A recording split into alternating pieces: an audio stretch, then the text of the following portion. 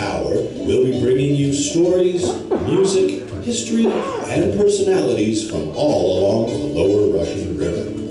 Today's focus is Villa Grande and Monte Rio, Vacation Wonderland.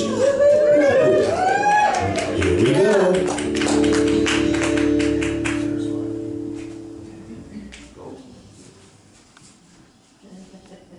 It's me again. Hey, wow! Oh my gosh, I know him. You know me, it's me again. Well, welcome everybody, and for the Wonderland Radio Hour, we have our first guest. I'd like to introduce to you a gentleman who is a railroad historian. He's traveled the country with his presentations on railroads, and he's involved in a new project that is going to create a heritage trail for the Pacific Northwest Railroad, right? This is Mr. Rick Coates.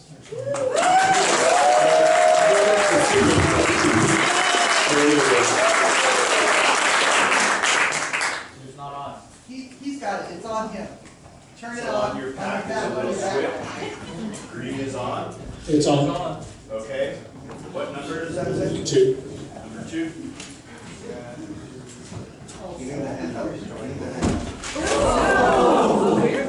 Baxman, are you in the house?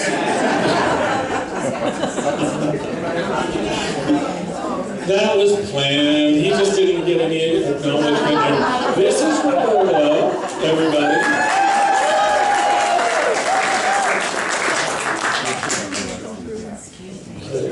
Oh, and I have someone else in the house, Kirsten Vega from Cal Humanities. Is Kirsten here? Let me see. Raise your hand if you have. She may be in the back coming in.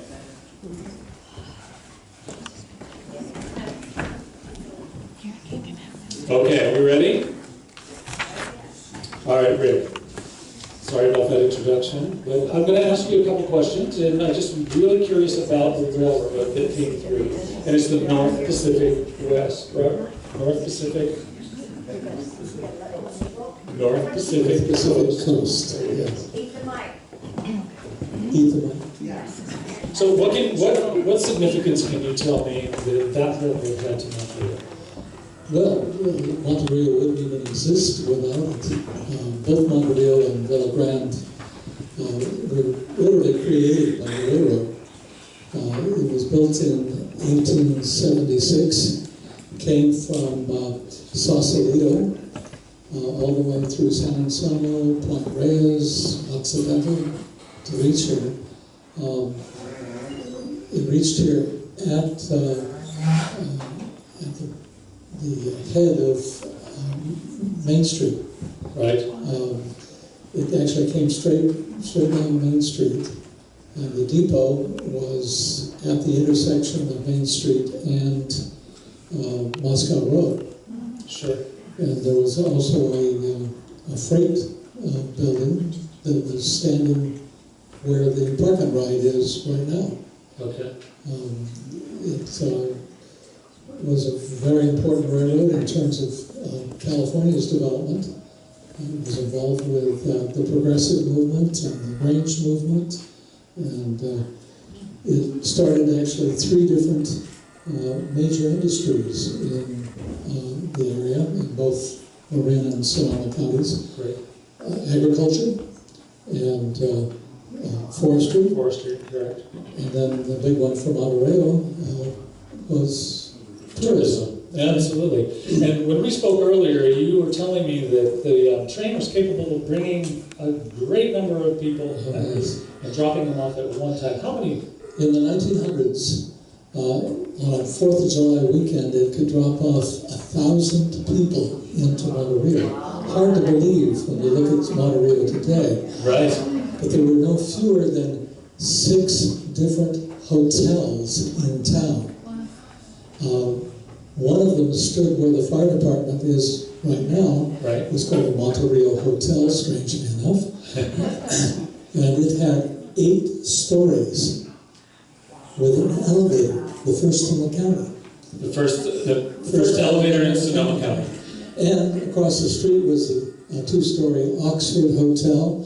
Down the street, in back of the depot, about where Bartlett's is, was one that was called the Monte Rio Hotel.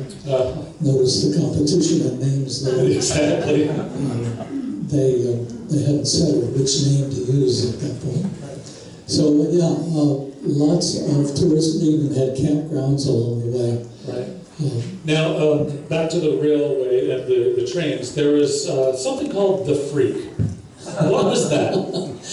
Well, it's one of the major firsts of this railroad.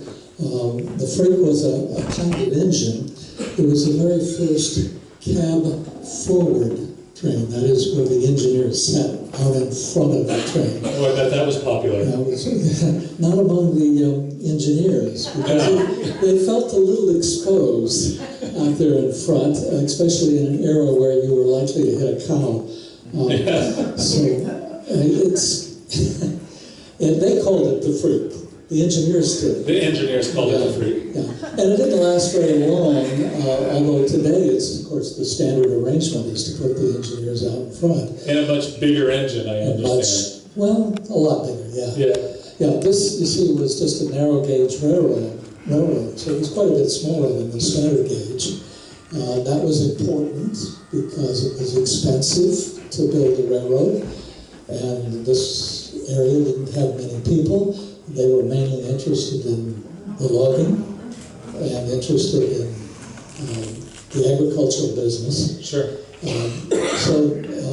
And they were trying to compete against the Central Pacific, which had a monopoly in California. Sure. So the Grange movement supported them in order to break the monopoly. Now, bringing us forward to today, can you explain to me what the Eco Ring is? Well, Eco Ring is a nonprofit organization that seeks to green up the tourist industry. We promote ecotourism and green travel, and part of our program is to try to create the infrastructure so people can get out of those little cages on wheels that we drive around. Right, the automobile, of course. And travel on bicycle and train. That is to say, civilized travel. Civilized travel. I love that. So that brings us to your newest project. Well, I'm not sure it's the newest, but it's certainly one of our major projects is to try to convert as much as possible of the North Pacific Coast Railroad's right-of-way into a trail, multi-use trail, from Sausalito all the way to its terminus in Cazadero. Combination of bike trail and bike route on those areas which are publicly owned and those areas which private owners feel that they want to get involved in the project. It would go through some of the most beautiful territory on Earth. I bet it would. Up along Sonoma County, the most beautiful territory. Absolutely. Along through Samuel P. Taylor State Park, along Tomales Bay, of course, the farmlands down by Valley Ford, and also, of course, on the redwoods and the Russian River. So if anyone wanted to get involved with this, how would they do that? Oh, well, they would start by looking at our website, Okay. which is ecoring.org. Sorry about that name, I didn't choose it. ecoring.org. And you'll find a list of all of our initiatives. Awesome. And how you can get involved in them. You could also just email ecoring@sonic.net. Well, great. Well, thank you very, very much, Rick. I certainly appreciate the time.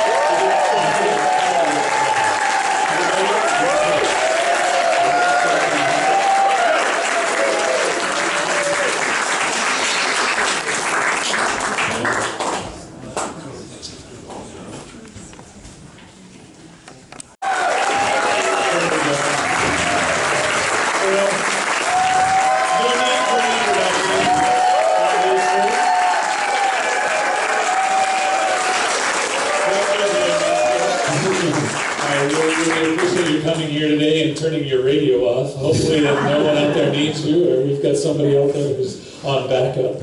How many years has this fire department been in action? Well, we started in the late 1800s, but we were formed as a district in 1920. So next year is our 100-year anniversary as a district. 100 years of volunteer service. And how many of those years have you been involved? Next year will be 50. 50.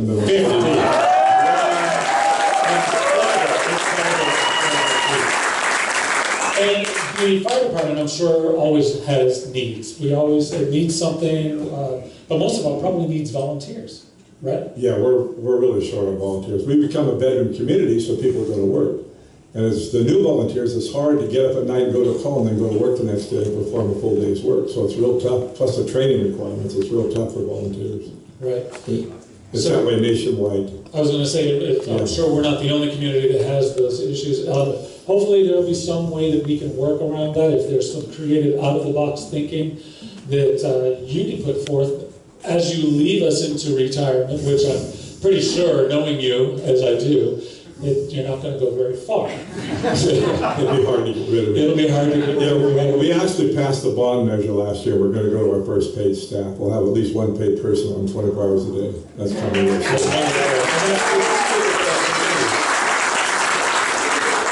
What can you tell us about the current fire district consolidation? Well, the county wants fewer districts. And standing alone is tougher and tougher with requirements and what it costs to run a department nowadays. So we're getting courted by two different outfits, one from the Santa Rosa area and one from the Hessel Twin Hills area. And sooner or later, we're going to be hooked up with a bigger district. It's just a matter of time. Russian River is going, Durdenville is going right after the first year into a Sonoma County fire. Forestville's going to follow them. So sooner or later, we're going to be hooked up with a bigger district. With a larger district, sure. And how do you feel about that? Will there still be room or a place for the volunteers to put this effort in? I like to see the consolidation. I like to see paid staff, but I just miss the personal touch. Sure. We're just going to be a number. There'll still be room for volunteers. There'll still be room for part-timers, but the paid people do most of it. And it's sad to see, but it's coming. We have to have it. You saw in the movie, it said we were running 500 calls. This year, we're going to go over 800. Wow. So we're real busy. Well, yeah, I bet. Speaking of which, I just want to take a little audience poll. How many of you in this audience, by the raise of hand, have had a visit by Steve? How many of you wished you hadn't had a visit by Steve? Amazing, amazing man. We, as a community, and as the Wonderland Radio Hour, want to publicly thank you as you're going forward into your retirement and for everything that you've done for us. I've had many opportunities to work with you in other areas of the community, and not only is it just the fire district, but he's involved with so many other agencies that we have to help this community become what it is, and certainly going into the future, the Parks and Rec Department for sure. Thank you once again. Thank you. Thank you.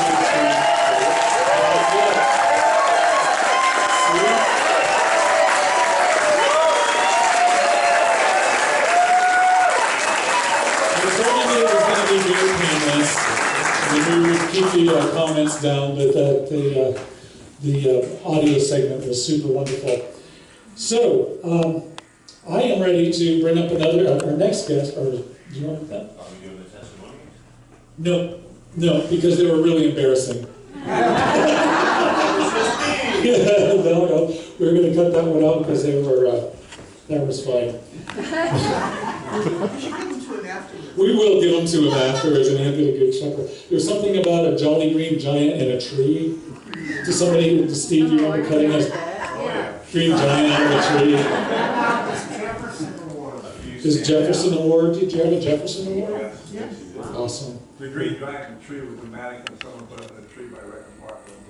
That's right. 15, 20. And after the flood, you actually saved our plane out of the tree. The Monte Rio Cafe tail of the plane. And our dumpster. So, ladies and gentlemen, the Russian River is filled with outstanding talent, passionate people, and our next guest that we're bringing to the stage has opened for Tony Bennett, played jazz festivals, nightclubs, big stage events from all around the world. Germany, France, Taiwan, Romania, and of course, our own backyards. So we are very proud to bring our one and only Karen Gallinger up on stage.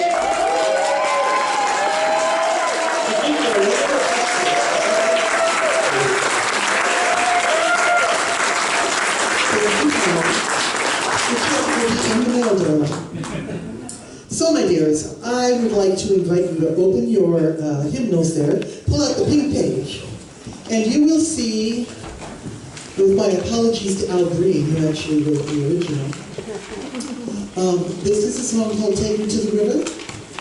I've randomly written it, and the bolded areas, you're welcome to sing along if you feel so moved. So, ladies and gentlemen, are we going? I got nothing in my mind.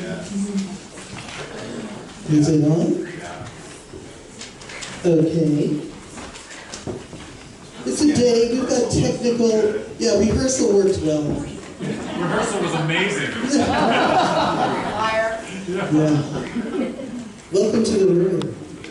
You know what, I'll live without it. I told you, I'll handle it. Carry on. All right, I'll just carry on. So, are you ready, Maestro? Let's go.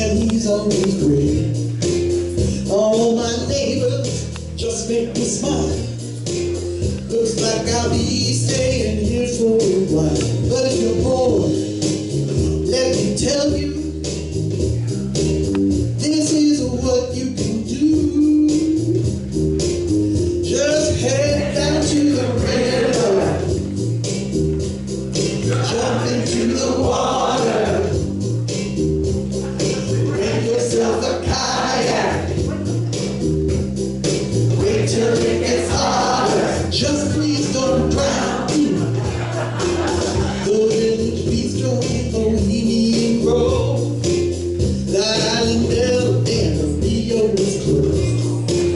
Got us a golf course, lively enough too. Hey, there's a skate park and a concert venue. So let the sisters of perpetual indulgence lead us down the way. Take us to the river, drop us in the water, to the Russian River.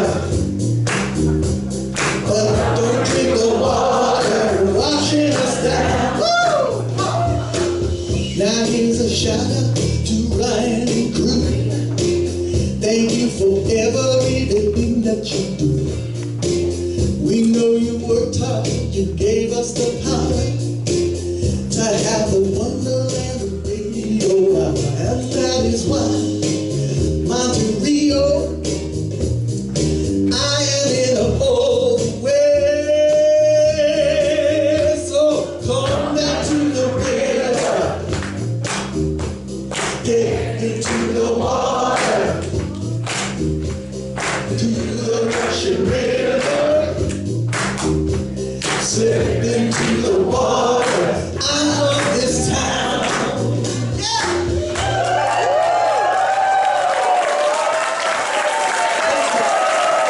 This is all about Monte Rio.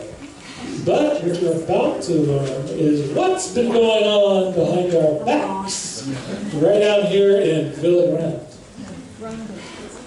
Go ahead.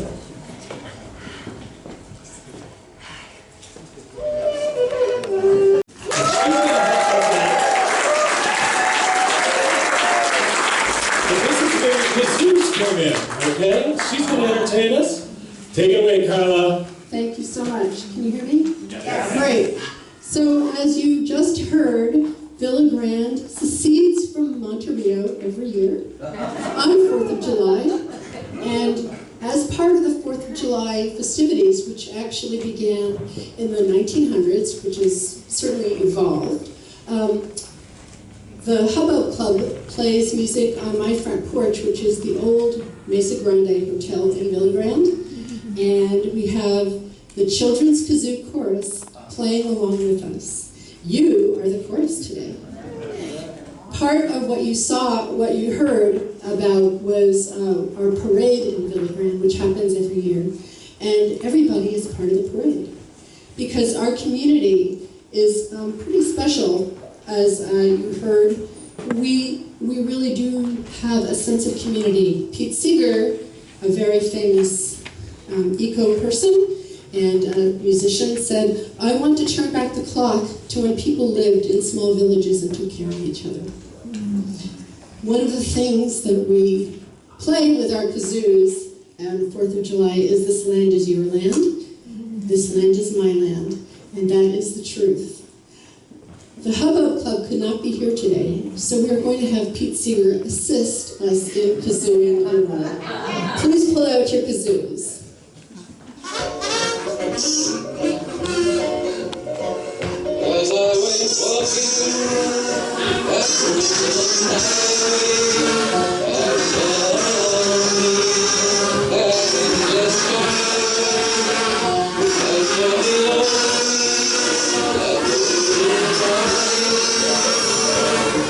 This land you and me, this land is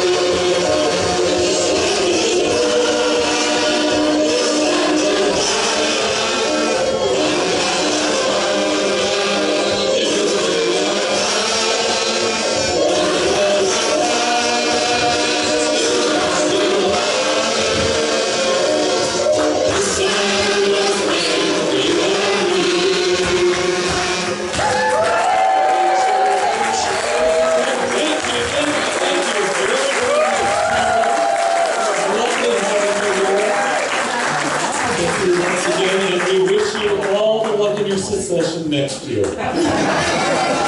There you go. That's cool.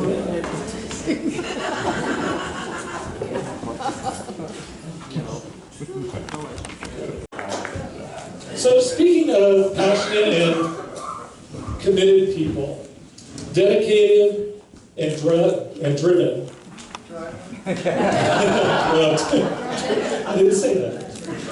Dedicated and driven. The next person to our stage has it all. Michael Tabib of Curtain Call Theater has spent his life creating community theater to entertain us all. I want to make a special announcement that their gala is tonight for the final of The Haunting of the Hill House. And it's an amazing, amazing play. It's actually very chilling. We saw an excerpt yesterday, and we're going to see another one today. The next performance is going to be Agatha Christie's Mousetrap, starting somewhere in November, correct? Correct. Okay. So the gala this evening is a $50 fundraiser, and they pull out no stops. They have food, they have everything for you, and of course the play. So if anyone is interested, please see Michael or come this evening.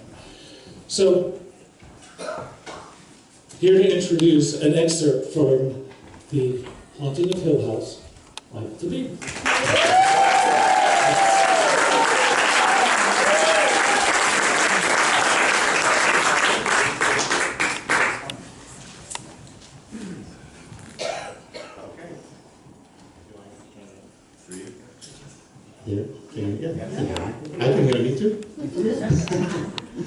Well, good afternoon, ladies and gentlemen, and thank you for joining us. Today, I'm going to present you the opening scene from The Haunting of Hill House. And just to let you know, we have two very talented local ladies, Jamie Colleran and Lori Levi Comer. One of those hyphenated names which takes me a long time to get used to. They're going to play the opening scene, and it's a chilling play. This is very moody. It's one of the most wonderful horror stories ever written by Shirley Jackson. And in fact, her daughter is here with us today. She lives down the road from us. So she'll tell you a bit more about her experiences. So without much ado, I just want to let you know we have the Agatha Christie play opening in November, and it'll close December 15. The Mousetrap is the longest playing play in history in the London stage, 73 years. So that's amazing. And so it's very popular. I will encourage you to come. And then next year we have a full season of 4 plays as well. And if you're interested, we'll talk to you about it. You can always leave your name and information in the back, and I'll send you a notice in the mail. So here, let me introduce then our two wonderful actors. Thank you.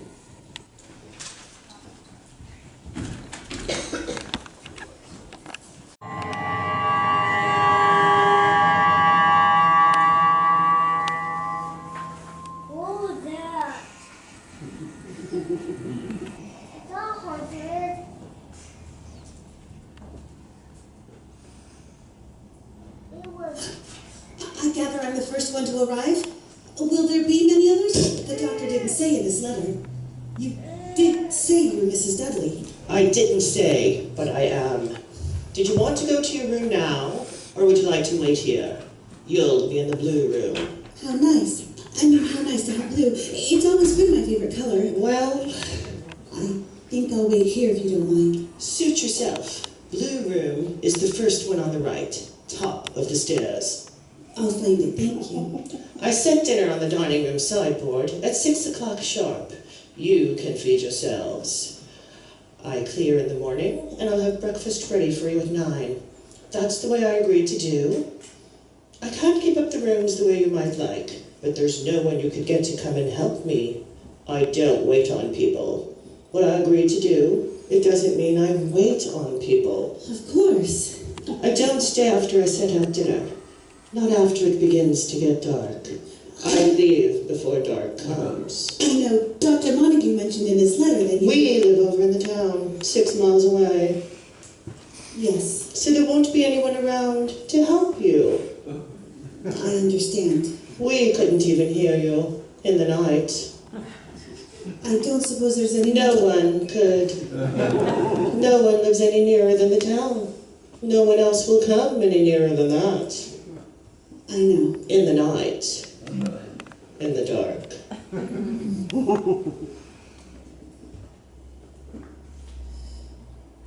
Someone else is here. I'll go now. Mrs. Dudley?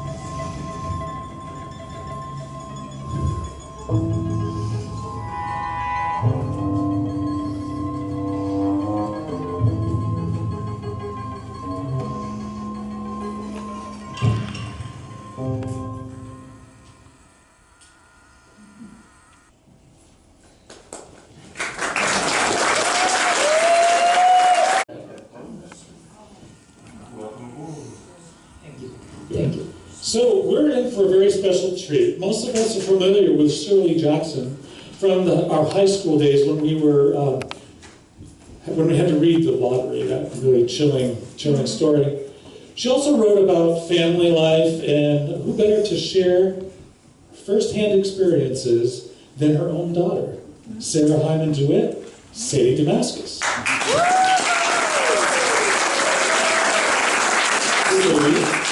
Welcome.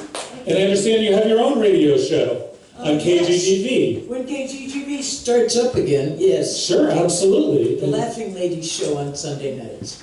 Wonderful. Well, you know what? You're a professional, and I'm going to just let you take it away. Oh. Go ahead. Stage is yours. Well, all right then. Under the name of Sarah Hyman DeWitt, which is my legal taxable name, my brother and I and my brother, edited 2 books of my mother's stories and articles that had, almost all of which had never been published, and went through a lot of things before we chose those stories. But many years ago, after Mom died, my father and I put together a collection called Come Along With Me.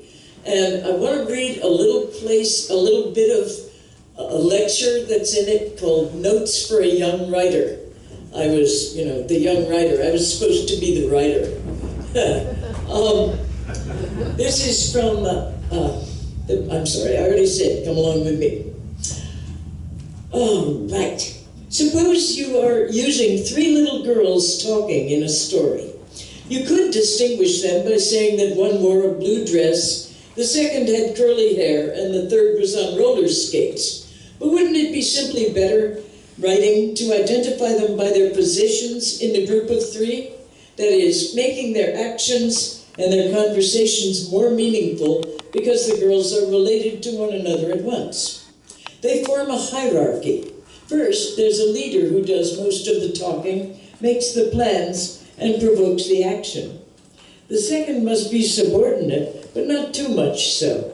She does not initiate, but by following the leader, she encourages the leader into further action. She will disagree and perhaps even rebel up to a point.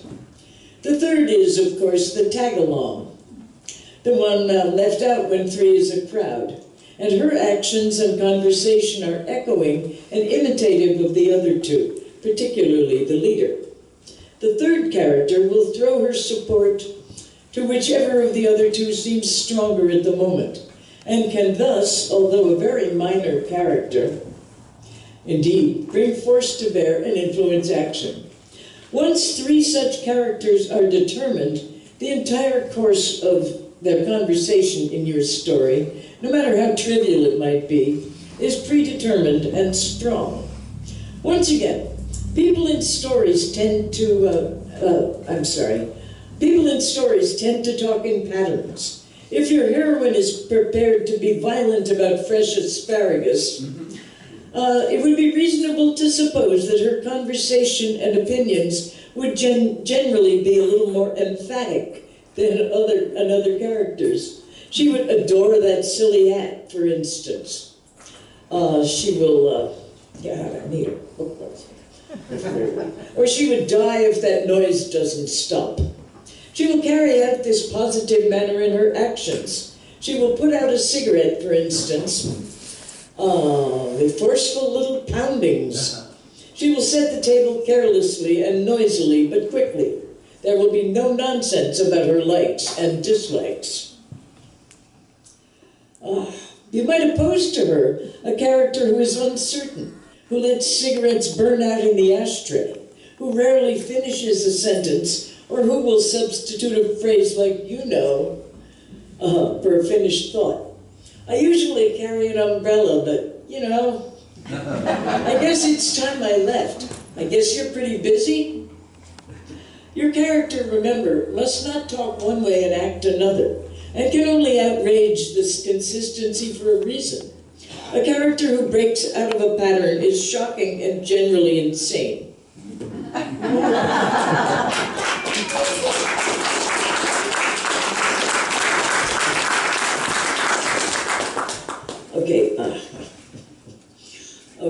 I'm the laughing lady on KGGV, when KGGV comes back up. And I always start my shows, I read things for 2 hours and sing things that I think are funny. I always start the show with a big laugh, and I'd like you to join in. I go,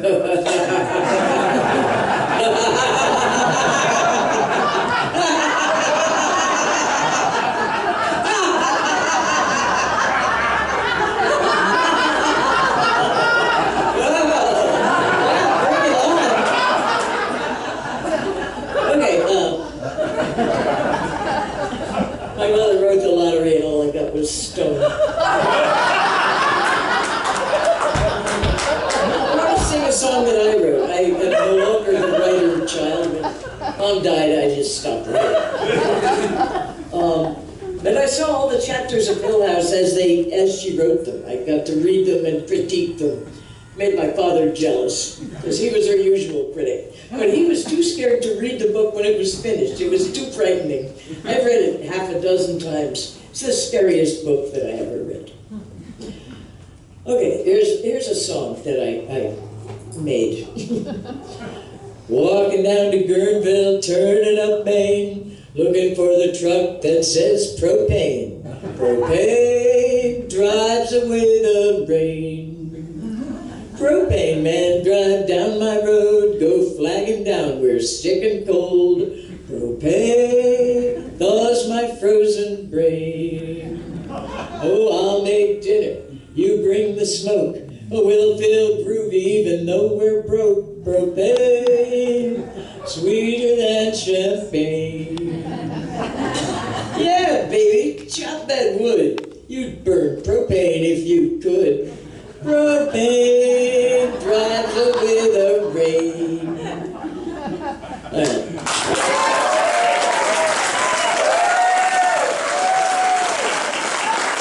There's 12 more verses that I'm not going to sing.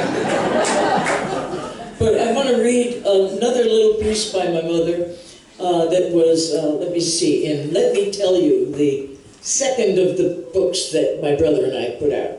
I gave you my real name because that's what you have to look for if you want to read the book. There's a really good biography by Ruth Franklin called A Rather Haunted Life. Reminds me of things I've forgotten. All right, this is sort of a little prefacing paragraph that we found on a piece of paper in my mother's papers at the Library of Congress. It's called Margaret. Margaret stood all alone at her first witch burning. She had on her new blue cap and her sister's shawl, and she stood by herself waiting. She had long ago given up on finding her sister and brother-in-law in the crowd, and was now content to watch alone. She felt a very pleasant fear and a crying excitement over the burning. She had lived all her life in the country, and now, staying with her sister in the city, she was being introduced to the customs of society.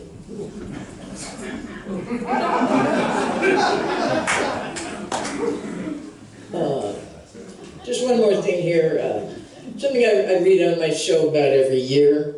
You know, it's been 13 years I've been on KGGB. Being funny. All right. This is Lewis Carroll poem. Beautiful soup, so rich, so green, waiting in a hot tureen. Who for such dainties would not stoop, soup of the evening, beautiful soup, beautiful soup, beautiful soup, soup of the evening, beautiful, beautiful soup.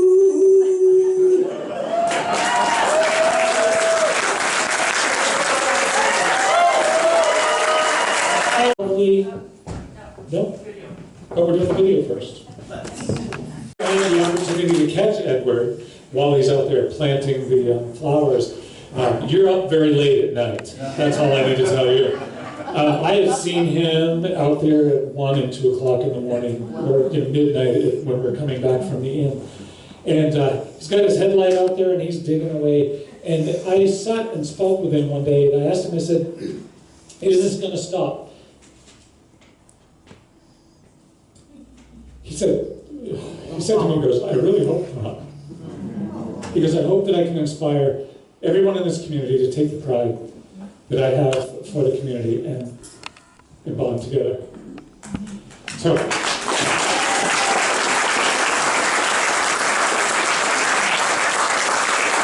which brings me to another set of wonderful Bohemians. Our next stars of the Russian River are a lovely and insightful couple who have resided here for over 40 years and are the center of a very vibrant writing scene right here in Monte Rio. I'd like to introduce to you Gail King, Pat Nolan. How are you doing today? Gail? How are you doing today, Pat?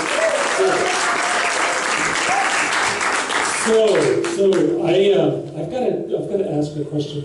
We went over in our rehearsal, and it sparked my interest. Your family, Gail, started coming up here in the early 1900s. Yes, in fact, I just looked it up because I have a picture of my grandmother in 1918 in Monte Rio. And actually looked up, that was her year that she got married, so it may have been her honeymoon. Oh. And then I have pictures of my mother at the Monte Rio train station, and she was like 30 maybe. Wow. So, yeah, so we were from Oakland, and so it was always in my childhood too. My teen years I spent on the river, and so somehow we ended up here and settled. And settled here. Yeah. Great. In 73. 1973. Now, there's something else that I read about you that has really got me intrigued. Can you give me an idea of what the Black Bart Society is? The Black Bart Poetry Society was something that Michael Fisher and I came up with. It was a scheme. Michael was going to make a coloring book of Russian River history, and I was going to write the text. And that kind of fell through, but I still stuck with the Black Bart story. So a friend of mine and I got together and we started the Black Bart Poetry Society, and we were going to put on readings in Monte Rio in the city, and at one point we were going to do a meeting in Goat Rock, but that didn't work out. We eventually did do a Black Bart poetry event at the Blue Heron in Duncan Mills. But primarily what we did, we had a newsletter. It was a mimeograph newsletter called Life of Crime. And that came about because when Black Bart was released from San Quentin after he was captured, the warden said,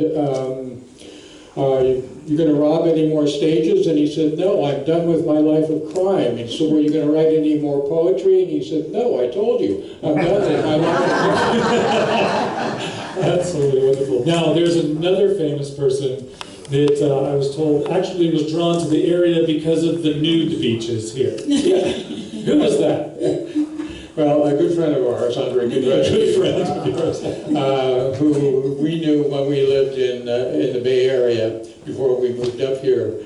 And now he's a relatively famous public intellectual. He has a commentary on National Public Radio and all that. But and his name is? Excuse me? His name is? Oh, Andre Codrescu. There you go. Right, and Andre is an immigrant from Romania, but Transylvania. Transylvania, that's true. The Carpathians. And yeah, his whole shtick was the vampire thing. Had a great accent. You speak very fondly of him, Gail. Man, yes, no. So, how would you describe the Bohemian Society, or the Bohemian spirit, as it were, up here now? Well, you know, when we came in the 70s, what a wonderful time. And hearing about the railroads and how the culture changed, that was a real cultural change in the 70s when a lot of young people came who could live here very cheaply, or we paid $100 a month maybe for rent. Actually, when we bought a house, we paid about $160 a month. But, I mean, houses were cheap, and so people were here because the river had been as, you know, just tourists. Guerneville would close up in the winter, but this became full-time living for people, but they could live cheaply and have part-time jobs and still make it. So it was a very creative time. So there were artists, carpenters that were doing the redwood and the reclaimed wood, so painters, poets. So it was a good quality of life as well. There was a good work-life balance, and it could become artistic. Yes. So speaking of which, I understand you're going to read a bit of your poetry. Well, so we've been publishing and writing for these 40 or 50 years, and do you want to be first, or do you want me to go? Sure, I'll start. This first, while I check out what I'm reading. All right. Gail still has to decide which poem she's going to read. This is a little book that I published in 2017. It's entitled Exile in Paradise. And Paradise, of course, is Monte Rio, and I am the exile because I was born in far-off French Canada in another language. But Monte Rio, I lived in Monte Rio most of my adult life, so this is really my home. And one of the things about living in Monte Rio is that you have to put up with floods. Don't we know we it? flooded in, Don't we know it? we had 2.5 feet in our house in '64. Not 64, dear. Oh, 84. 86. 86. It's already starting to go There down. was a 64. Yeah. This is my memory. Thank you. And his ears. So. So a little poem entitled Heavy Spring Rain Returns a Winter Memory. Waves pounded walls, rivers, flooded yards. Looking back, it wasn't too good a year, stacking my books high above water's reach, but everything else all blanketed in mud. I joked that if it were to happen again, I would build my next house on top of a boat. Rain spatters windows, not funny anymore, petals scattered on a puddle's surface. I should mention that both Gail and my book, this Exile in Paradise, and her Hello Life, are available in the Sonoma County Library. Awesome, thank you. And Gail, what do you have for us? Well, okay, I'm tempted by this one, and it's called Between Storms. We're not there yet, but we're close. Okay, so, Between Storms. Oh, glasses. Sorry. Okay. Between Storms. At the Capitol, a madman has a press conference. They call it a hurricane. Out in the country, roads flood, highways close, dams almost burst, people stranded at airports. But today things clear, a chance to drive and witness daffodils and plum blossoms, a wild stand of acacia flowering, the grand view from Grandview. Between storms, the world takes back its beauty, its sameness, its forever. No need to panic, paths of only potholes and battered flowers. In my capsule, I'm perfectly content for now. The president, just a silly old man. The dam stayed put. The telephone man only took 3 weeks, but he came with his bucket and fixed our phone. Out the window, cats and dogs, kids and bikes, still knowing there will be more trouble. Well, thank you very much.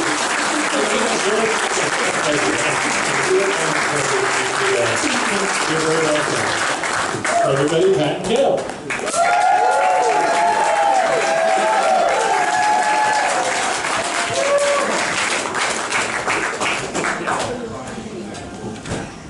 VOG, a fine example of some of our Monterey classics from the great starring book.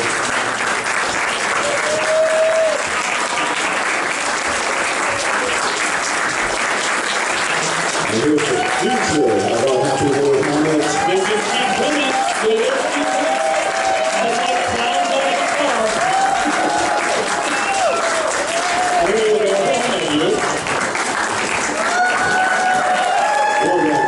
That's what we love to do. All right. Now we're talking.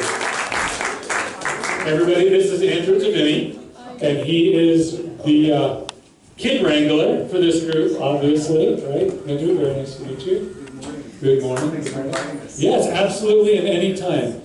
I'm going to let you just go ahead and take it away. Good morning. Good morning. Good morning. We're excited to be here. We're students from Monte Rio Elementary School.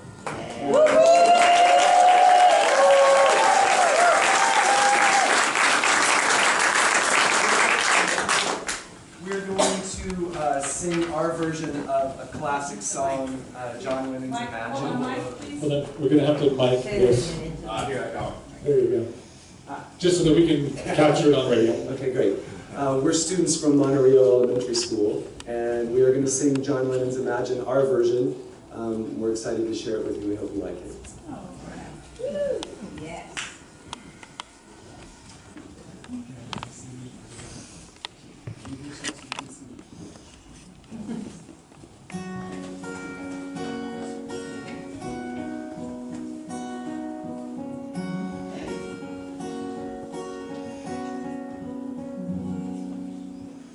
Imagine all you dream of. It's easy if you try. Your life is what you make it. So set your hopes so high. Imagine all the children living with that dream. Ooh.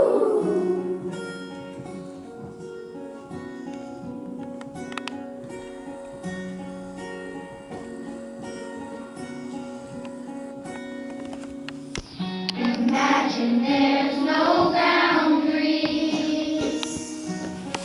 of what you hope to be. Nothing to stop your dreaming. Your hopes can set you free. Imagine all the children living for the world. Ooh. You may say that we're all dreamers, but we're not the only ones.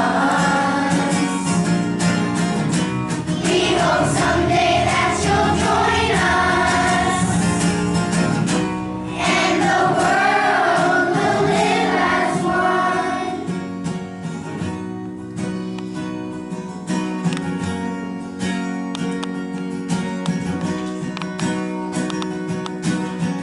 Imagine there's one family. I wonder if you can, where we can work together and join each hand to hand. Imagine all the children living life in peace. Ooh. You may say that we're all dreamers, but we're not the only ones. We hope someday that you'll join us, and the world will live as one. Help us. You may say that we're all dreamers, but we're not the only ones. We hope someday that you'll join us, and the world will live as one.